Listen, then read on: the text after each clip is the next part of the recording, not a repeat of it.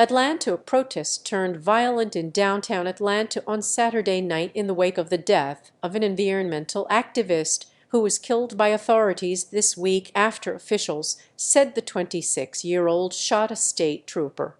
Masked activists dressed in all black threw rocks and lit fireworks in front of a skyscraper that houses the Atlanta Police Foundation, shattering large glass windows. They then lit a police cruiser on fire, smashed more windows and vandalized walls with anti-police graffiti as stunned tourists scattered.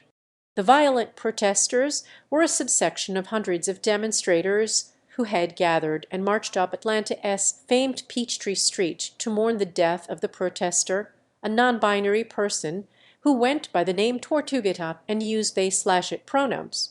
Tortuguita was killed Wednesday as authorities cleared a small group of protesters from the site of a planned Atlanta area public safety training center that activists have dubbed Cop City. The Georgia Bureau of Investigation has said Tortuguita was killed by officers after shooting and wounding a state trooper, but activists have questioned officials' version of events, calling it a murder and demanding an independent investigation.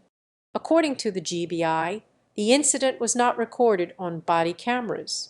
The Bureau said Friday that it determined the trooper was shot in the abdomen by a bullet from a handgun that was in Tortuguita's possession.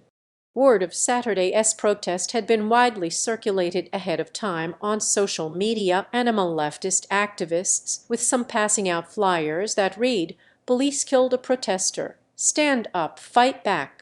Atlanta Police Chief Darren Skierbaum said during a news conference that authorities made 6 arrests Saturday and recovered explosive devices after the protesters damaged property along Peachtree Street, a corridor of hotels and restaurants. He said authorities halted the violence within 2 blocks and no citizens or law enforcement officers were injured. "We can tell now, early in this investigation, this was not the focus tonight just to damage the windows of 3 buildings and set a police car on fire. The intent was to continue to do harm." Georgia Gov. Brian Kemp decried the violence and thanked responding officers. The violence and unlawful destruction of property are not acts of protest. The initial hour of the demonstration had been peaceful as a few activists shared their memories of Tortuguita, describing them as an extremely loving, caring member of the Stop Cop City community. The speakers said Tortuguita had undergone a 20-hour medic course in order to serve as a medic for fellow forest defenders who had found their home in the DeKalb County woods just outside Atlanta city limits.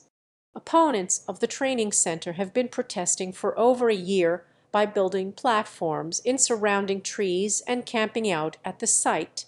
They say the $90 million project, which would be built by the Atlanta Police Foundation, involves cutting down so many trees that it would be environmentally damaging. They also oppose spending so much money on a facility they say will be used to practice urban warfare. The GBI said about 25 campsites were located and removed in Wednesday's raid, and mortar-style fireworks, edged weapons, pellet rifles, gas masks, and a blowtorch were recovered. 7 people were arrested and charged with domestic terrorism and criminal trespass, with other charges pending, the GBI said. They range in age from 20 to 34 years, and none are Georgia residents.